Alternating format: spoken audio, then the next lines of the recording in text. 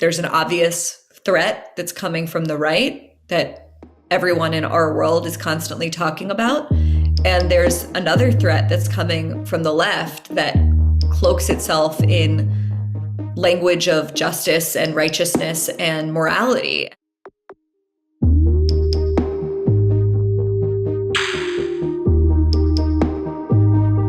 So Bari, why can't you and your journalistic peers just get along? Why is it so hard for you guys to be friends? I don't find it hard to be friends with most of them. I mean, I think that there's a small sort of cabal or minority group. Cabal, I guess, makes it sound like a conspiracy when it's not. It's just normal social behavior. Who, really doesn't like when people that don't agree with their view of the world, and in fact, like every single detail of their view of the world, kind of, come into their playground. It pisses them off.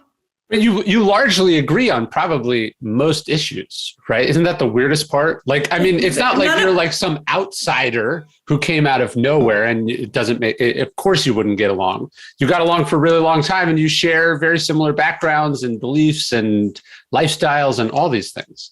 Yes, we all like artisanal, bespoke things, furniture-wise, food-wise, and the rest. We like a restaurant with a good ambiance. Yeah, we're all like, middle class to upper middle class, well-educated, and so on and so forth. That's all true. But I think it's a mistake to suggest that this is about like policy and whether or not we agree on abortion or we agree on gay marriage or we agree on criminal justice reform or legalizing marijuana or all the things that would come to mind that, of course, I agree with those people on.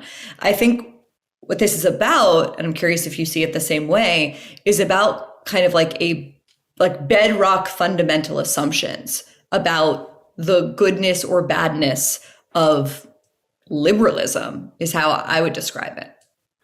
Yeah, but I guess I think that's it. But largely, most of those issues that you agree with are downstream from a broad agreement on sort of Western values, I would feel. I don't know. I mean, ask the people that we're referring to in this sort of like weird, inchoate way. Do they believe that America is fundamentally a force for good? Do they believe fundamentally that America is, is a country that has allowed for the thriving of, frankly, people like me and people like them in a way that few other countries in the world would allow for? I'm curious what they would say. I mean, to me, one of the things that was kind of I don't know what the right word here would be, tone deaf, not self-aware, shocking, is some of the arguments that I hadn't really heard since freshman year of college, which is to say these just kind of like morally, culturally relative arguments that all cultures are equally good, that, female genital mutilation is kind of just as good as not. I'm only being like slightly hyperbolic there. All of a sudden I was like, oh, these people actually seem to believe that, or at least they ape believing that. Yeah, it's weird though. Maybe part of the problem is these sort of Manchian questions like, is America a force for good in the world? Because it's complicated. Of course, America can be a force for good in the world and has also at other times been a force that's not good in the world. When America is doing what it should be, it is a force for good in the world. But that's not the discussion we're having. We end up sort of getting caught up in what I might describe as sort of the narcissism of small difference. Like instead of talking about where we disagree on these little things, we end up sort of, I would probably agree. I would probably think that most people agree that, say, genital mutilation is bad, but we end up arguing with people who have nothing to do with that. We you know what I mean? We end up arguing with our colleagues or coworkers on things that we are in largely agreement with on most issues. Yeah, I mean, but there was an op-ed that was going around from the Times the other day about this woman who had built one of those like adorable little libraries Yeah. Do you see this op-ed? This is a sentence that was written in this piece in the New York Times by a not just a random person, by a Times contributor. She talks about how she built this library and she is trying to protect sort of Black space. And she says, what I resented was not the specific couple. It was their whiteness and my feelings of helplessness at not knowing how to maintain the integrity of a Black space that I had created. She also writes this of this couple. One morning, glancing out my window, I saw a young white couple stopped at the library. Instantly, I was flooded with emotions, astonishment, then resentment, then astonishment at my resentment. It all converged into a silent scream in my head. Get off my lawn. It didn't matter that I owned my house as many of my neighbors do. Generations of racism, Jim Crow, disinvestment, and redlining have meant that we don't really control our own spaces. That's not about the narcissism of small differences. Right. Anyone's entitled to think whatever crazy bigoted crap they want in their head. Fine. The idea that this is an institution that is elevating and giving real estate to bold, unadulterated racism that's dehumanizing a group because of their color, like that's to me when it shifts beyond what I, like you, used to describe a few years ago as the narcissism of small differences. Oh, that's really interesting. Yeah, there was a Times piece I saw that struck me the other day, and I was actually talking to a Republican congressman I know about it. It was this piece about where the pro-choice movement went wrong. That was the headline. And again, I think wherever you come down on the pro-choice or pro-life issue, I thought the article itself was illustrative. Because basically what happened is there was some conference call between a bunch of abortion activists on the left, talking about some laws that they passed in Texas, which I personally am opposed to. And some troll gets on the Zoom call and he calls the head of Planned Parenthood, who I believe is Black, the N-word, like several times. And so they're kind of scrambling, just as you and I would be scrambling if some like weird person started interrupting this call and saying horrible things. And so at first she tries to like sort of like push through it, and then they end up having to cancel the call. Anyways, I would have thought this would have been a moment they all sort of rally around, were being attacked, whatever. But if you read the piece, the fascinating part was Planned Parenthood ends up apologizing for not protecting the safe space and not addressing the racist comments and that how this does violence on the people on the call. I thought it was really illustrative because it sort of captured where certain movements are, which is they're attacked by an outside group, right, that wishes them ill. And instead of going like, hey, although we might have different experiences and different beliefs and different worldviews on this call, we're all largely aligned on this issue. So then when we're attacked by an outsider, we'll rally together, solve this problem, then we'll deal with our distinctions later. Instead, it spurs a bunch of infighting within the group that, of course, doesn't make their actual objective of protecting abortion rights any more possible. And I thought that was really illustrative because it was a microcosm of the infighting that I think the left deals with. But it also kind of, to me, was a microcosm of like America in the middle of this pandemic, which is this outside thing happens that's nobody's fault. And again, instead of rallying together. No, to be clear, it is somebody's fault. Yes. But what I mean is it's not like a person is doing it. It's the thing that's happened. As close to aliens invading as we'll ever experience in our lifetime. And instead of being able to rally together, we then get caught up in these distinctions that not only drive us apart, but also exacerbate the exact issue that we're supposedly the victim of. Are you making time for philosophy? Because if you're not, what are you making time for? Other stuff, less important stuff. To me, the question is like, who are you studying philosophy with? The idea behind Daily Stoic Life is how can we, in this sort of series of communities, how can we create our own digital painted porch? This isn't the actual painted porch in my bookshop, so I love the symmetry of all that, but how can we make a community of Stoics, not just people who are vaguely interested in Stoicism, but people who are really committed to it? That's who this is for. If that sounds like you at all, check out Daily Stoic Life. You can go to dailystoiclife.com, links below, obviously. We'd love to have you. It's a free 2-week trial. You get a bunch of cool stuff when you join Daily Stoic Life as well, including every year we do like a limited edition version of the best of Daily Stoic emails. You can only get as part of Daily Stoic Life. There's this Marcus Aurelius coin, which I carry. It says, waste no more time arguing.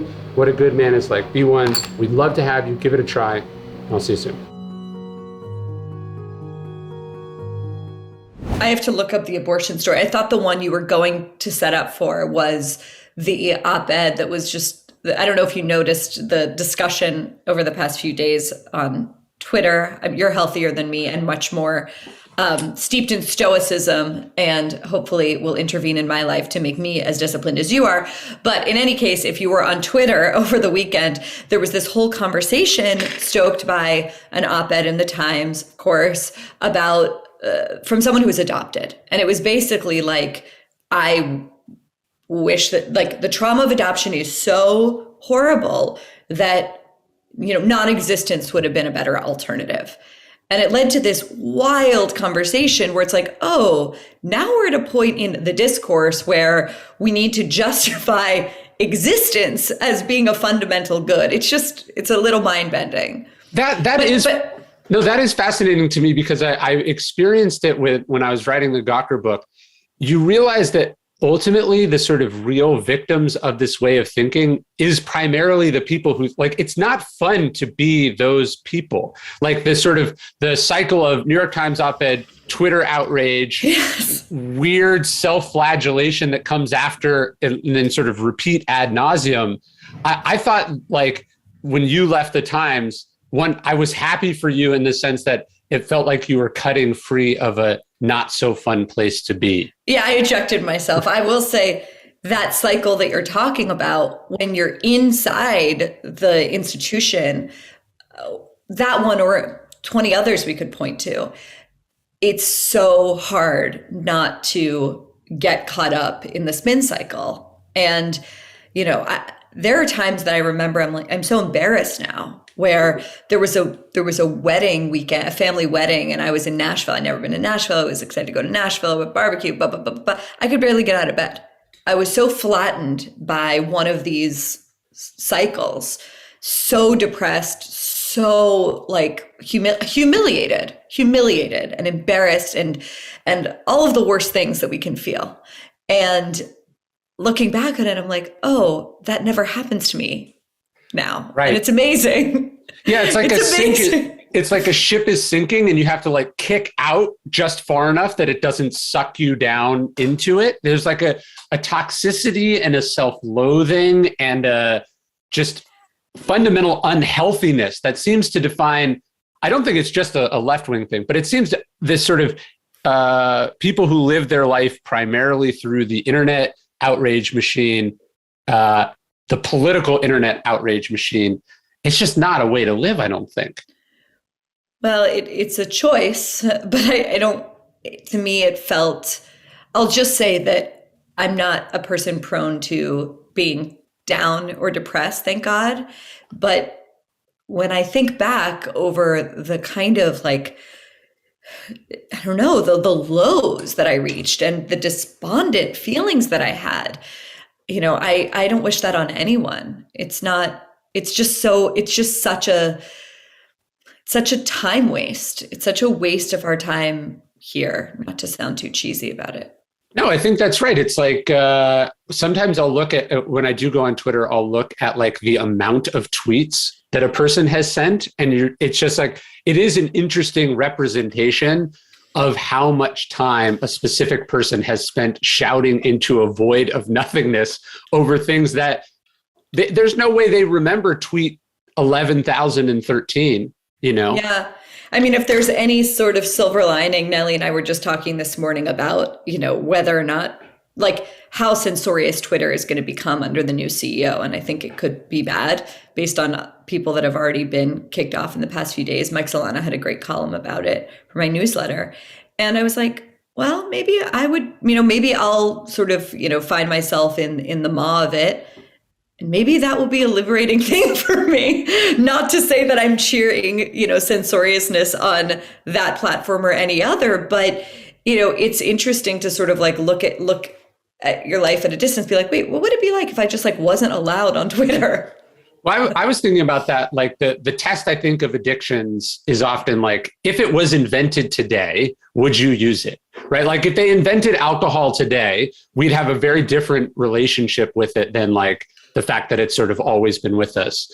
Like, what would be different? Well, we would look so much more clearly at the negative side effects of it. We wouldn't integrate it into our lives the way that it sort of is. If suddenly this new thing, like you look at the reaction to say vaping and the somewhat negative effects it has on like young people, if alcohol was invented by a tech company today, I think we'd have a large debate about whether that something like that should exist or not. Same with social media, right? Like, why not just liberate yourself from it right now, though? Because I am addicted to it. 100%. It's like a hit. It's like, I've never done serious drugs. I've never had much interest because I guess I'm lame and also just scared of what it will do to my brain. But in the meantime, I'm rotting my brain from within because of my addiction to this thing. 100% I'm addicted. So now I'm sitting in front of someone who seems to have mastered his desires and addictions and proclivities. And I'm curious, like, what should I do? Well, I wouldn't say that I've mastered them at all. In fact, because I haven't mastered them, I have to have a lot of rules about like how I use them. That's what I mean by mastered. Yeah. I mean, like you've set up guardrails for yourself that seem to make you an exceptionally productive person. Well, I don't even know the login to most of the social media accounts. Like I don't have access to them. For a long time, I would just, for instance, like on Instagram, I just had it on my wife's phone. So I had to be like, can I have your phone for a minute? Which kept me honest in more ways than one, I think. But the idea being that like, since I didn't have it in my pocket at all times, I couldn't get the hit whenever I wanted, which was helpful. And then I think it's ultimately, because it's not a real addiction in the way that like, you know, you would have to detox from heroin or something. It's mostly the habit formation. Like you sit down at your computer, what are the first tabs that you open? Or when you pull up your phone, what are the first things you click? And so I think a big part of it is just creating just enough artificial friction or boundaries that it's not instinctually what you do. And then you realize like, oh, my life is better and I get more done the less I use these things. Like I never go on Twitter, especially at night, and feel like I'm so glad that I did that. I'm always more unhappy.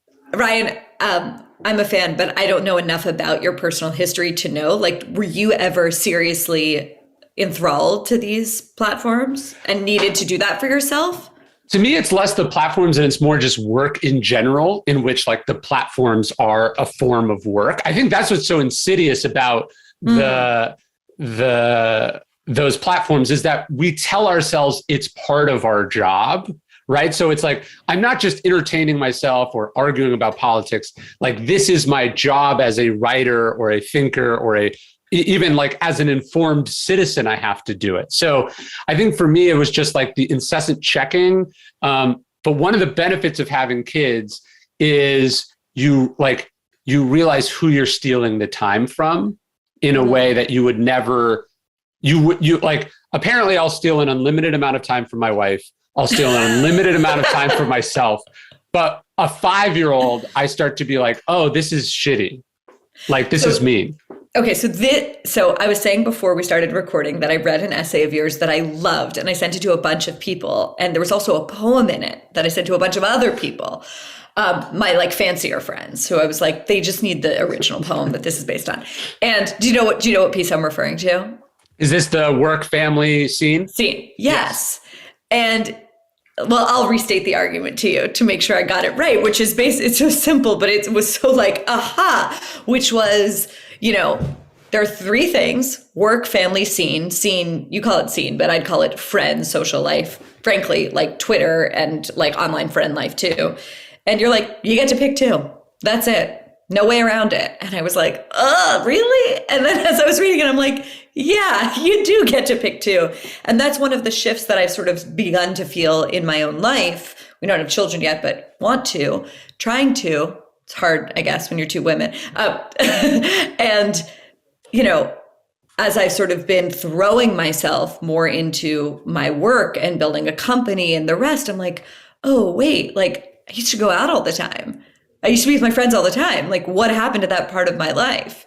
And I don't know, maybe that's just a natural shift that happens as we get older, and the majority of us, married, have kids, whatever. But I just love, like, so, I don't know, it was very refreshing to me. No, I love that. And I feel like if I was doing the piece over again, I would have made social media more a part of the scene, because I think it is. Like I remember when Clubhouse came out and people were like, oh, you got to join this thing. And I was like, I don't have time to attend a virtual daily conference. Like, what are you talking about? This sounds horrible. And I was like, don't some of you have children? Like, when are you going in these rooms and just listening to people talk for hours? But we because we can tell ourselves it's work. That's one of the ways I think we lie to ourselves about the things that are actually just sort of about keeping up with being cool or whatever it is at a pretty immense, either personal or professional cost. When you were sort of, you said in the piece that you were never really a scene person, although I did meet you at a sort of social event, the one time that I met you. But you did also say then that you're sort of a curmudgeon and you're always doing your work with your kids. Like, did that shift? Was there actually ever a shift for you, or were you always sort of primarily work and relationship and now family? Well, I think one of the benefits of being an introvert is you're sort of naturally averse to scene anyway. But like, I would just say yes to stuff because it seemed cool and it seemed like irresponsible to say no. Like, not irresponsible, but like it was almost like pretentious to say no. Like, I think when I lived in New York, I struggled with this the most because like stuff was always happening. Like there was always something better that was worth doing at all times. Whereas like in Texas, I mean, there is cool stuff happening, but like a lot of the cool stuff would involve me getting on a plane. So it's just like not really worth it. So I think, again, having some sort of artificial boundaries that just increase the hurdle a little bit, it filters it just enough that then I have the self-control to do it. Like, but the pandemic was a big shift for me in that, like, just a bunch of stuff that I used to do unthinkingly became harder. And then once it was removed, I was like, oh, I don't miss that at all. But like what? But travel mostly, like traveling, speaking, going meetings, or like, hey, so-and-so is doing this really cool thing at this place at this time. And you're like, well, I can't miss out on that. But of course, you can miss out on it. And if you didn't get invited, you wouldn't have missed it at all. But the thing that I struggle with that you don't seem to have as much of a problem with, and I wonder if it's an introversion thing, but I also wonder if it's a gender thing, is it seems obnoxious to say no. Like, how do you say no to A, amazing invitations, but also B, like your friends who you love? Like, how do you slip yourself from the feeling of obligation and burden that I literally wake up at I wake up, Ryan, at 4 a.m. thinking about texts and emails I haven't replied to. That's my life. Okay. I just read this great book by Evan Thomas about Sandra Day O'Connor, who I knew like next to nothing about. And they had this quote, I think I'm going to use it in the book that I'm writing right now. But one of her clerks was like, you know what I love about Sandra Day O'Connor? She's the only woman I've ever met who just says no. She never says sorry first. And I was like, oh, I love that. And so I do imagine there is I think there's an extra gender pressure for sure, sort of agreeableness or not wanting to offend people or feeling like, if you already are getting fewer than your fair share of invitations, each one feels like more important. You know what I mean? Like if you feel like you're being excluded a little bit, then when the guys ask you to do something, it feels like it's extra. You got to do it. Yeah. For me, it's more about agreeableness. It's more about, if people, and this might be, my own neuroticism, paranoia, Jewishness, I don't know. It's like, you want to be agreeable because you want to be liked, because you walk into a room and maybe you don't have the best Google search and, oh my God, people are like, oh, she's great, Which, so it's like you want, like, I think there's an extra pressure to be, I'm inclined to want to be agreeable anyway. And I'm, unlike you, you know, an extrovert. So I like live off of interaction from people. But I find it so hard. You know, you told me about that sign that you have next to your desk. I think it's there. Yeah. That just says no.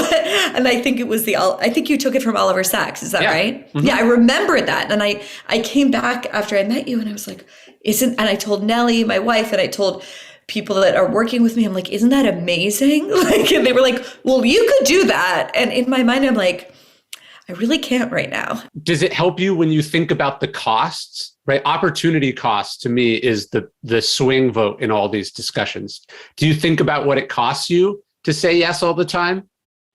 Yes. And I've gotten so much better than what I used to. But the feeling that cripples me is the feeling of disappointing people. So it used to be that I had much more bandwidth, let's say, to talk to a sophomore in college who was, you know, getting canceled for some bullshit reason and needed advice, right? Like I love connecting with people like that. And that was a huge part of my life. So those emails of help like never stopped. Yeah. But now I'm like, oh, I'm disappointing all of these people. Like I can't do like hand-to-hand combat in the same way because I'm like, no, now I got to be grand strategy. But it's like the hand-to-hand combat is still necessary. So what do I do? Yeah. And how do I not be like a horrible disappointment?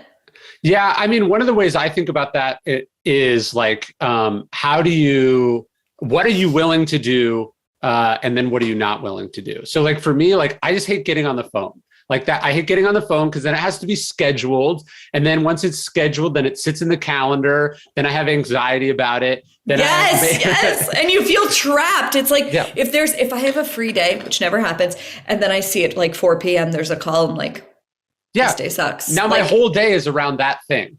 Yes. So it's like, okay, I don't get on the phone. I don't schedule stuff. But like, if you send me an email, I'll reply. And then it was like, I used to write these big replies and it's like, now I'll give you 2 sentences, right? So it's just like, I'm not going to give you nothing, but here's what I'm able to give. And then I think it comes down to some boundaries, you know, like, and then being willing to be the bad guy when you enforce those boundaries. Yeah. I think COVID was helpful for that too, especially with young kids, because I do have some of that agreeableness. So like, you know, like you bump into someone and then you don't know where they've been or whatever. And they're like, oh, let me give you a hug. And you're like, no, we're not going to do that. But if it was just me as like a single person, and I'm talking more like earlier in the pandemic. But the point was like again, because I had kids, I had to be like, well, this isn't really about me. What is my obligation to this other person? So externalizing a little bit was super helpful because then I could be like my wife was telling me, she was reading this thing about like what you're supposed to say, like when you drop your kids off, like at a sleepover or whatever, like all the things that you have to worry about as a parent, like, are there guns in this person's house? Like, or are they a child molester or whatever? And that like, as a parent, you can't be like, uncomfortable about talking about things because the stakes are very high. So you have to like go up to someone and be like, hey, do you have guns in your house? Are you going to molest my kid? It's just like a natural banter with the kid. Well, no, she was like, as you're dropping your kid off, you go, hey, by the way, if anyone touches you, you just like give me a head, you know, like you have to talk. But the point is, of course, I'm totally butchering this, but the point is being like a shameless parent about it, like not giving a crap about what other people think because the stakes of the issue are really high. To me, I think the pandemic and then becoming a parent's been really helpful. It's like, you're asking me to do this thing that if we actually fleshed out what an imposition it would be, you wouldn't ask. So I'm going to have to like be clear about why I'm not doing this. And I'm just going to have to enforce the boundaries. So it's just made me better at just sort of being upfront and straightforward. And then not giving a shit about what people think, which is ironic for you because that's something I wanted to talk about. You clearly are not afraid to be disliked. I mean, this is like your whole personality. No, but that's what's so weird. You don't know me well enough to know that the idea that like I am somehow by nature a contrarian person, or that I'm comfortable being obviously I'm comfortable being disliked to some extent, although it's really overstated. Like my life is mostly really lucky and blessed and warm and surrounded by people that do happen to like me.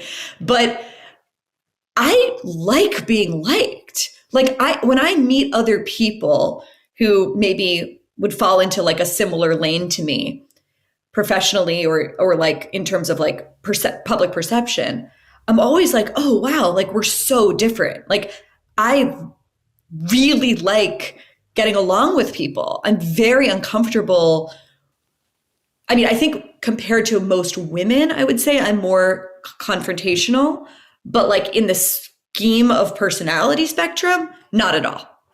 Well, and I didn't mean to say you're like an aggressive person who picks fights. I just mean like, no. If something is true, you will write it down. Like you say what needs to be said in your writing. So it's ironic that then if like you have to say no and that's rude to someone, you're reluctant to do that, even though it's the same choice. Sort of. I think the thing that allows me to be able to say it in my writing or in a talk or out loud in public is that I am super clear about the things that really matter to me and that I anchor my life around, and frankly that I'd be willing to like sacrifice for. And I'm super clear that being popular, as wonderful as that seems, is not as important to me as fighting for things that I really truly believe in and that I think are at stake right now. And so that is like in that situation, I'm like, oh, I know what the right choice is. It's a little different when I'm like, wait, I could be getting on the 10th call this week with a college student that needs me, if that makes sense. It makes total sense. I think what that is an issue of identity. So your identity as a writer is a person that your identity, that it comes with certain obligations and duties and a certain sort of authenticity and honesty. But then often our identity as a person can be separate from that. So you can be like sort of a fearless warrior in what you do, and then someone can be more meek in their personal life. But what's ironic here is that they're related to each other. Because if you appear on every podcast that asks you, or you say yes to every request for counseling or help, then you can't do the thing that you do. And so when I go like, yeah, I have to do it because it's like being a parent is important to me. That's part of my identity. Or like being a writer is an important part of my identity. And this thing is stealing from that thing. So I'm okay being the bad guy to protect this other thing. I need to get into that mentality. I really do. Like I'm building a company with my wife. That's pretty weird. Oh, I didn't know that you guys were working together on that. Yeah. This is the media company. Yeah. Like Nellie and I are working together now, which is great. We were just sitting the other day and being like, whoa, like, could we have imagined, like, certainly not when we met 5 years ago, but a year ago, what our life would be? It's just, like things have changed in a radical way in our lives. Do you guys work well together, or is it very challenging? I think we work extremely well together. You'd have to ask her, but we had friends over the other night and they were like, how are you doing this? And we're like, knock on wood, it's like actually going extremely well. And I think the reason for that is we have very different identities as writers. Like Nellie's a stylist. Nellie is like, she's an for her, part of the pleasure in it and part of the reason she became a writer and a journalist is like, she wants to like go to the spice market and like taste everything and then bring it to you. And for me, it's like, no, I became a writer because I believe in a certain set of things. Sure. And I want to like push those in the world and try and shift the culture.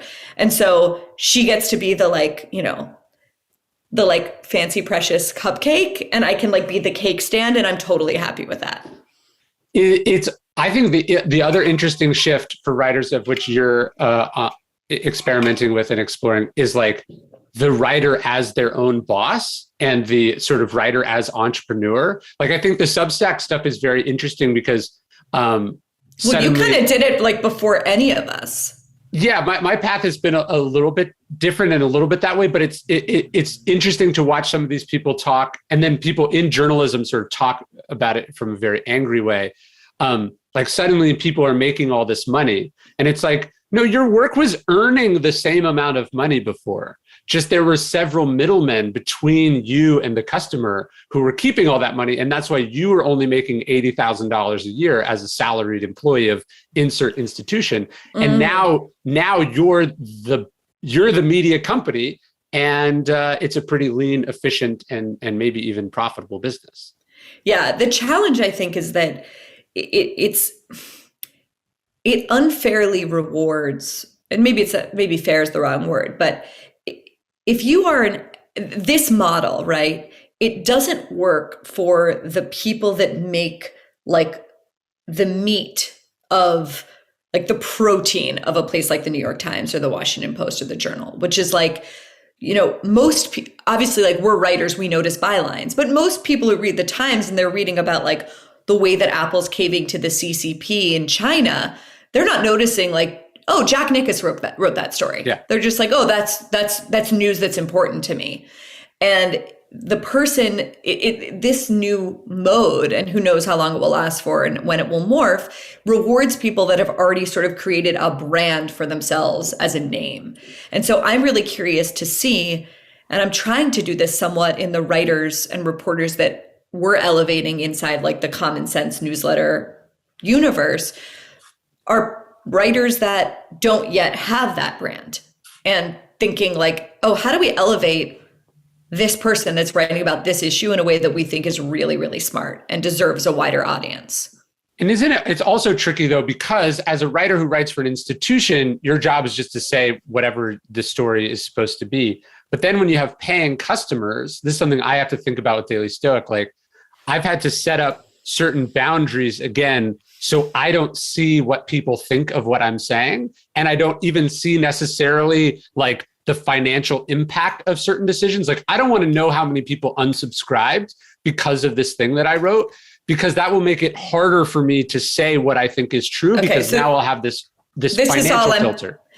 But how do you guard against, like, so you're telling me you don't look at the numbers on a particular post or podcast or story? Yeah, like I don't look at the day-to-day numbers, and I don't look at the day-to-day responses. Like, if people reply to a Daily Stoic email, I don't want to see it, because I don't want to see them telling me that I'm awesome, but I really don't want them telling me that they unsubscribed because I said insert political thing that I think is important, because then I'll be less likely to say that in the future, because I'll be thinking about what it will cost me. You have to, I think, maintain some bubble of purity. I completely agree with you, but I think you would, I'm not suggesting you're dishonest, but if you're really honest, in your heart and in your gut where your audience basically is. Mm-hmm. And the things that would be sort of really out of bounds for them. And that would, like, the problem of audience capture that we can all see, like, so clearly in a case like Fox or CNN or the New York Times, it exists for all of us, no matter what. Like, no one has solved for that problem. I find, I'll give you an example. I did a symposium the other day on vaccine mandates. And I asked a range of people that I thought were really interesting, including Adrian Vermeule from the right at Harvard, who out of like a common good sort of Catholic worldview supported the mandates, and also Glenn Greenwald. We disagree on a million things, but I thought, he is a very consistent civil libertarian, be interesting to get. Anytime I touch the issue of COVID vaccines mandates from any perspective, like, this is the thing that causes so many people to click unsubscribe. Yeah. And I've already felt like, I'm like, but this is really interesting. Like, Austria's like locked down. What's going on in Australia? I want to go there. And I already feel myself having to like tamp down the risk aversion that I feel bubbling up, because I'm running a business.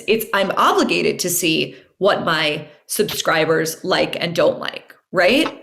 Well, it's like, I guess what I'm saying is I think it's impossible to avoid it, even if you're building the guardrails. And for someone like a Ben Shapiro or Barstool Sports, New York Times, like their audiences are clear. I think for me, it hasn't even been yet a year that I've been doing this newsletter, a few months on the podcast.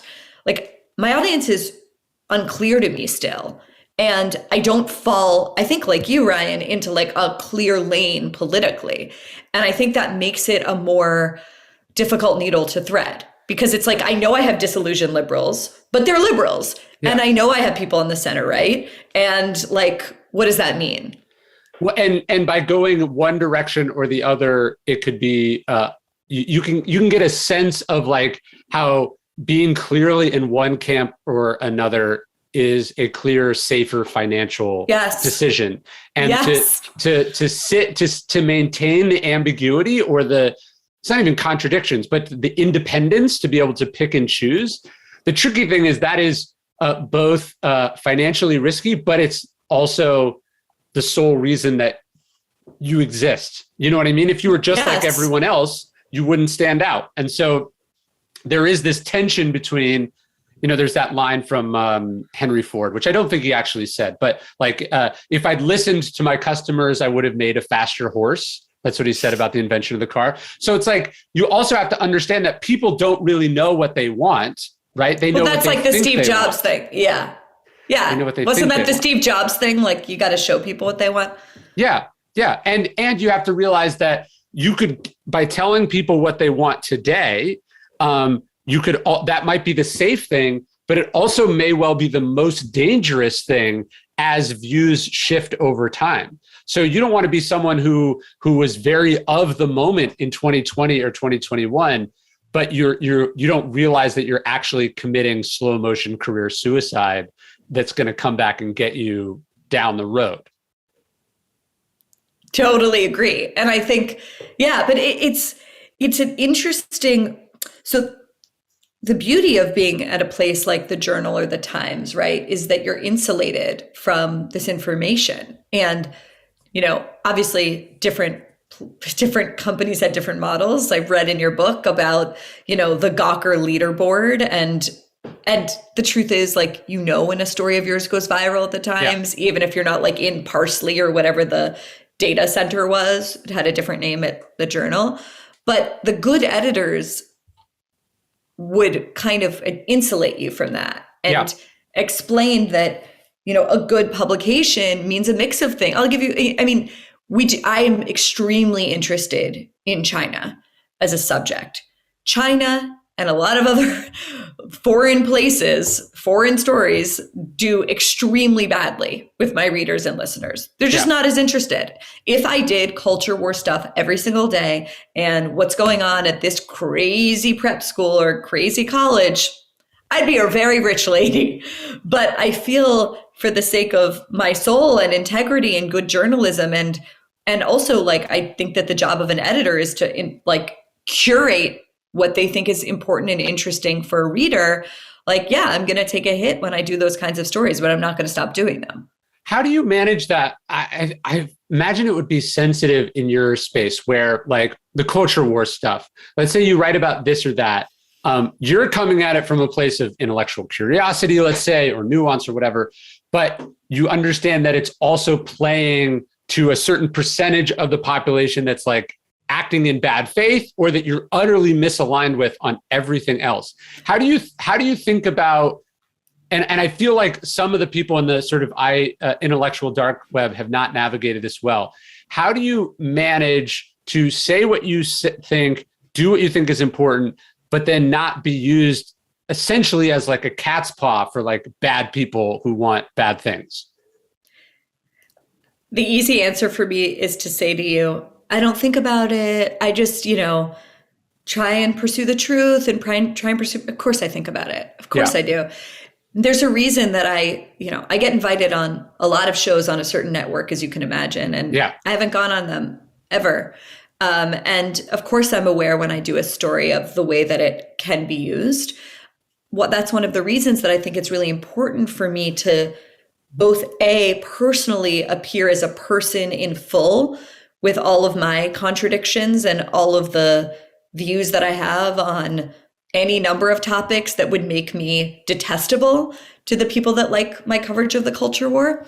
But also I think it's about what I was saying before, which is like the right mix of stories. And I think like I want to create an immersive world for people, like the kind of world I would want to go into and feel like, okay, yes, I had my broccoli and I had my steak. Oh my God, but that donut's amazing.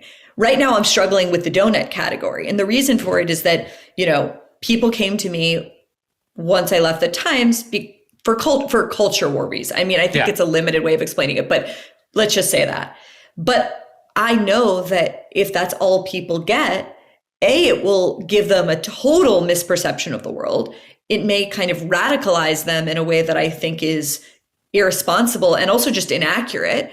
And, it's a challenge though, because just as an example, I assume that my reader is also reading mainstream media.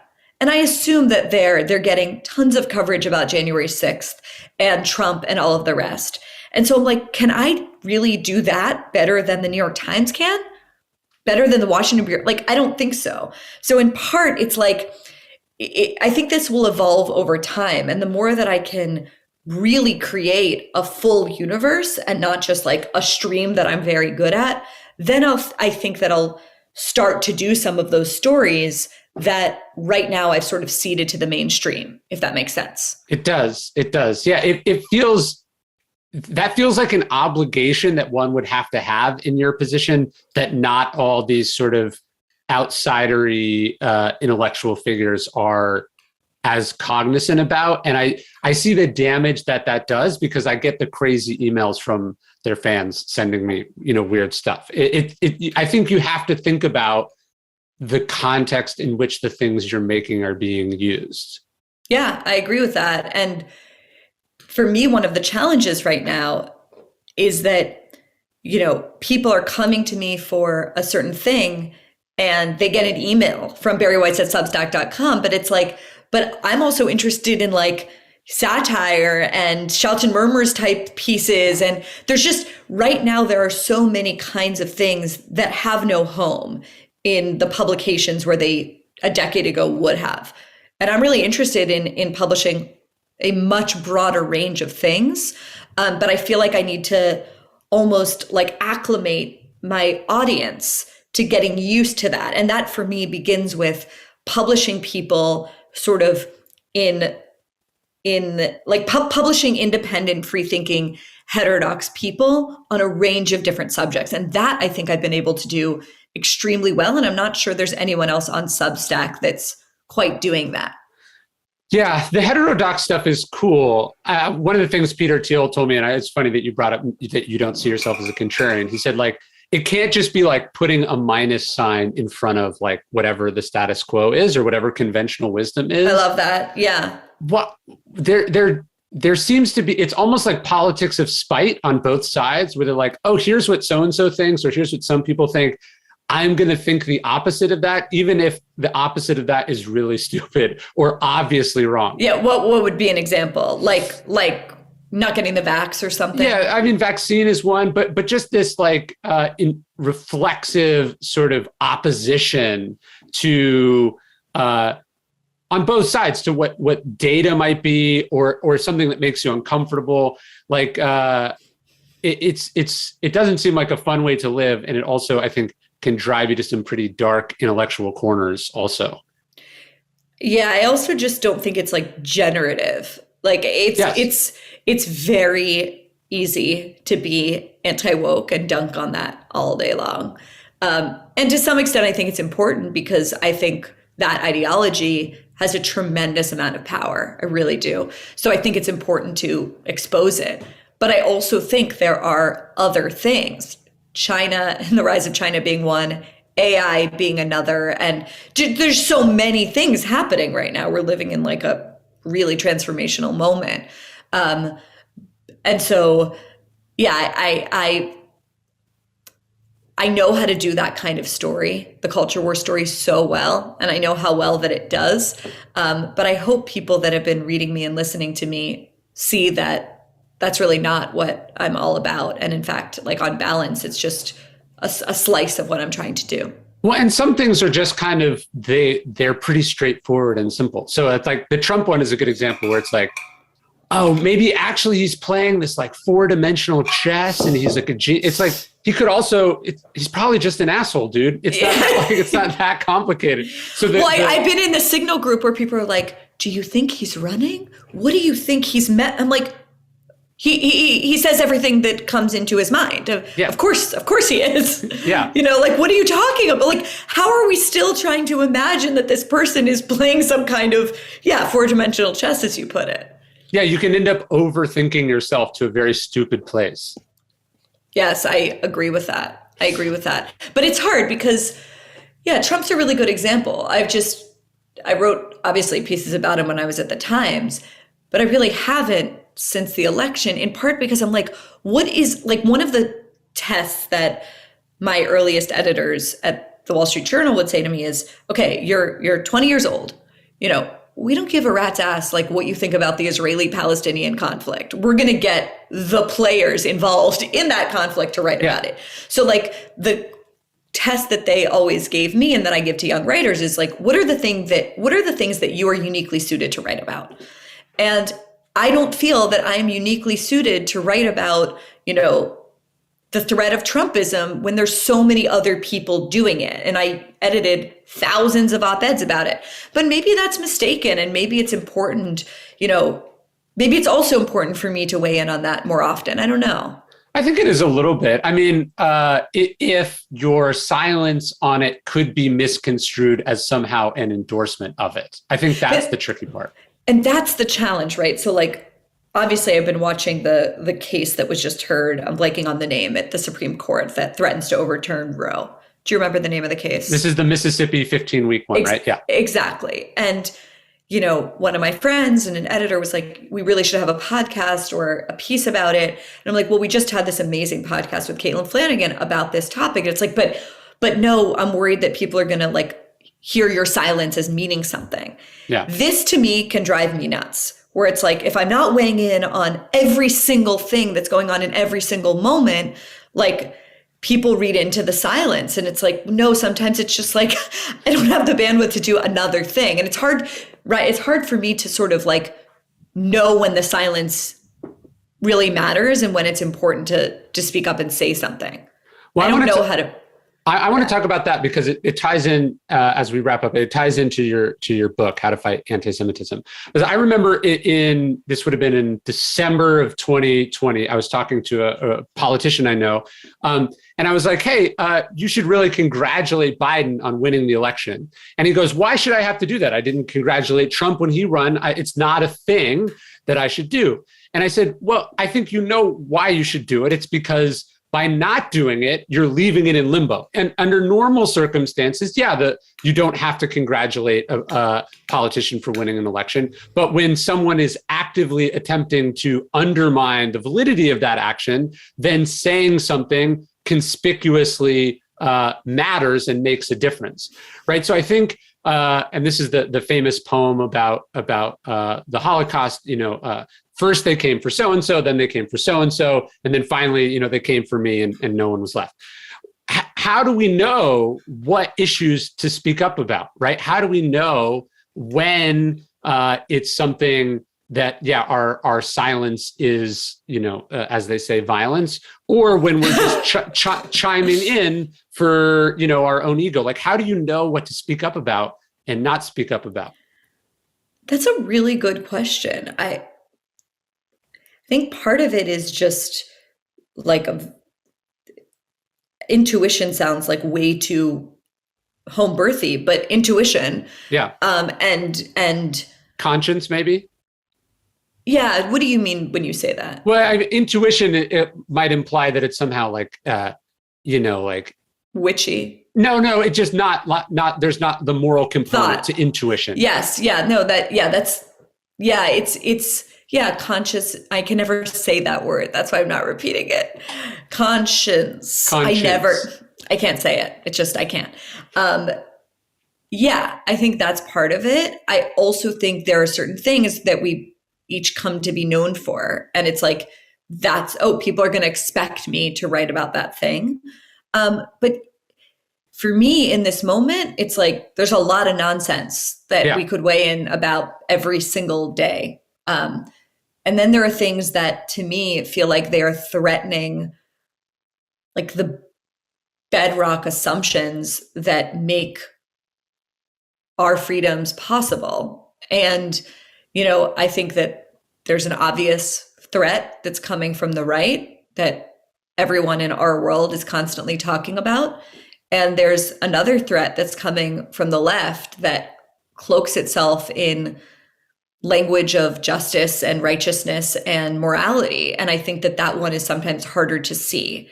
And that's one of the reasons that I have felt drawn to exposing it is I think I'm no great stylist like Nellie or you, but I think I am really good at is articulating for people in plain language, like giving them the vocabulary to articulate something that they have a sense like this is not right.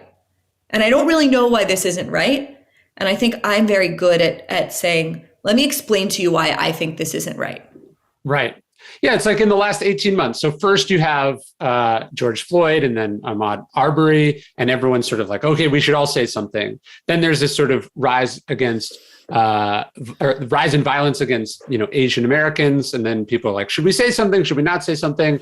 Then there's this sort of rise in anti-Semitic violence. And then people are like, should we say something? Should we not say something? And it's interesting. It's like, what is our obligation, right? Like when is one obligated to speak up and say, that's not right. We don't do that. That's not who we are. And then when is someone supposed to go, oh, that's not my issue? I think your arguments about anti-Semitism have been interesting to me because there does seem to be a specific and alarming sort of historical relationality to anti-Semitic violence, where it's sort of like it's the canary in the coal mine. Yeah, because, and this is me stealing a line from someone you should have on your podcast, who's the amazing Dara Horn. She has a new book out. Oh, hopefully this is in your bookstore. It's called People Love Dead Jews. Just won some big awards. Jesus Christ. Yeah, it's a title you will not forget. She's a Yiddish scholar. She's a novelist. She's an essay. I love her essays. And she has written so beautifully in this book and elsewhere about how, and I really think this is true, like where liberty thrives, where Jews thrive, it's a sign that liberty thrives. Right. And the reason for that is like our ability in a majority Christian country, to think differently, worship differently, have really weird rituals. Like that's a sign that everyone has the ability to have sort of the dignity of difference. And when we are under siege, it is a sign that pluralism itself, liberalism itself, most broadly understood, is also under siege. Going back to what you were saying before, though, I think we're living in a strange world where like corporations feel the need to speak out about like every single microaggression. Mm-hmm. And it's like, if you don't speak out, it's violence. So we're in like this weird extreme version of that. But I think one thing that I have noticed, and maybe you have too, is that, it's not a good sign when your care and outrage for a victim of a horrible crime or a rash of crimes is dependent on the identity of the victimizer. Sure. And that's sort of where I think we are, is like the reason that it's really hard for people to let's say, there's been an unbelievable rash of violence against Haredi, black hat, ultra-Orthodox Jews on the streets of Brooklyn, mostly carried out, or at least in some part carried out by young men of color. That's a hard one, right? Because it's like, wait, that group like doesn't believe in all the things I believe in, and they're fundamentalist in all these ways. And so they are victimizing me, at least theoretically, or my identity group. And here's a group that, historically has been the victim of systemic racism in the country. So it's like, I guess what I'm trying to push back against and what I'm trying to resist is, to me, what is fundamentally dehumanizing about the worst version of identity politics, which is seeing all of us as like avatars for our race or any kind of like immutable characteristics, rather than human beings capable of making choices. And I think that people don't realize the extent to which that dehumanizing version of identity politics has taken over everything. Yeah, and like whataboutism is obviously a dangerous thing, but it is weird to, let's say, the immense focus and attention that gets played to, say, like trans issues. Meanwhile, sort of anti-Semitism is something that we don't want to talk about, right? Like, even though statistically those groups are, of similar numbers globally, like one gets a lot of attention and then the other is something that we seem not to want to make a big issue of, even though, as you said, historically, one seems to be representative of a trend, an alarming trend that you want to nip in the bud. Yeah, I actually have no idea how many estimations of trans people there are worldwide. I think it's like 1%. Really? Yeah. Okay, I didn't know that. Yeah, I think we can care about both things. Of course. But I think that the silence around, I'll just say that I've thought a lot about this issue, and the kind of outrage that poured out rightly after the attack on the synagogue in Pittsburgh where I became a bat mitzvah. White supremacist, neo-Nazi walked in, killed 11 Jews. Most lethal attack in American Jewish history. And it was like, oh, this is morally clear.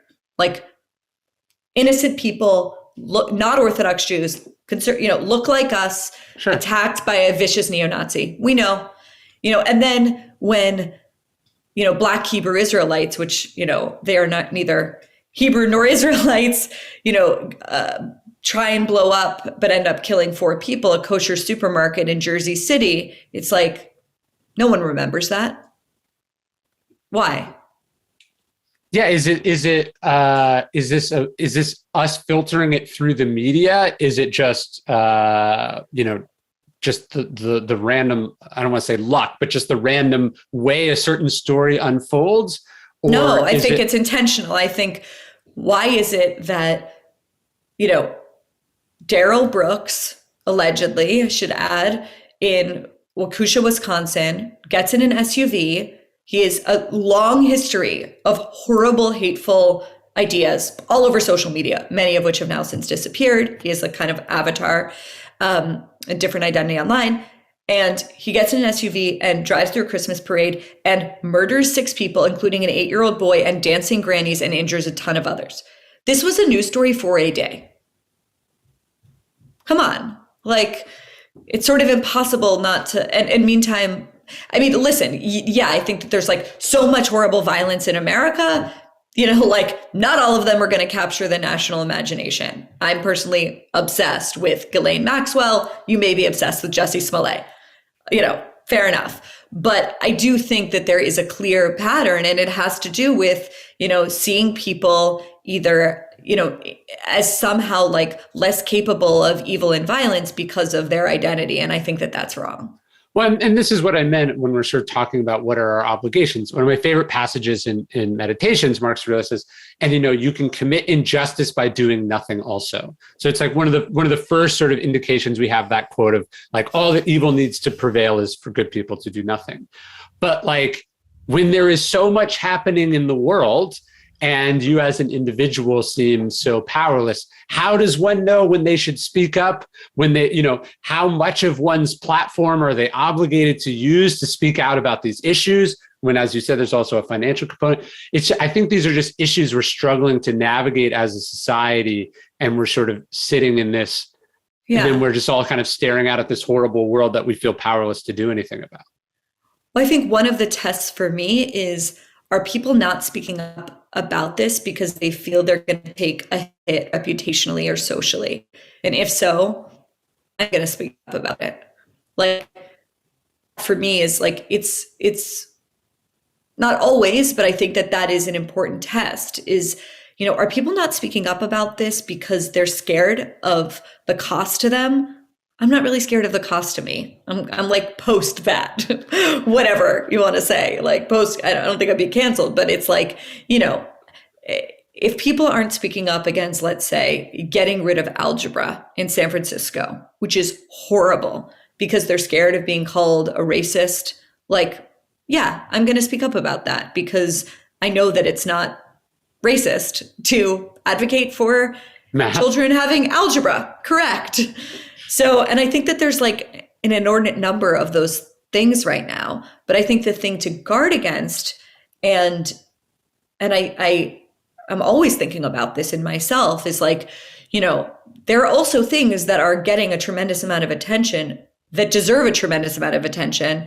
And maybe I'm putting too much weight on speaking up about the things that others are overlooking when I should also be lending my voice to things that are generally outrageous and are being noticed for being outrageous. I don't know. Right. It's a really hard dance, actually. No, like this is the critique of Fox News, that it's sort of like fake controversy after fake controversy. Their argument is probably like, well, no one else is talking about it.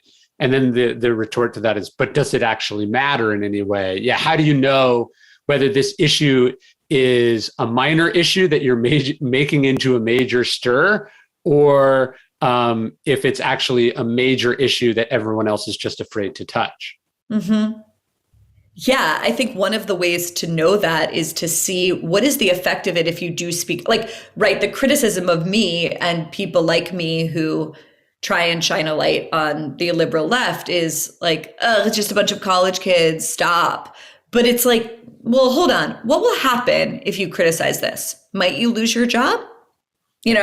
Like, I don't know. Like, it's so obvious to me that this is such a huge overlooked phenomenon. The reason people aren't talking about it is because of the reputational and career and familial costs.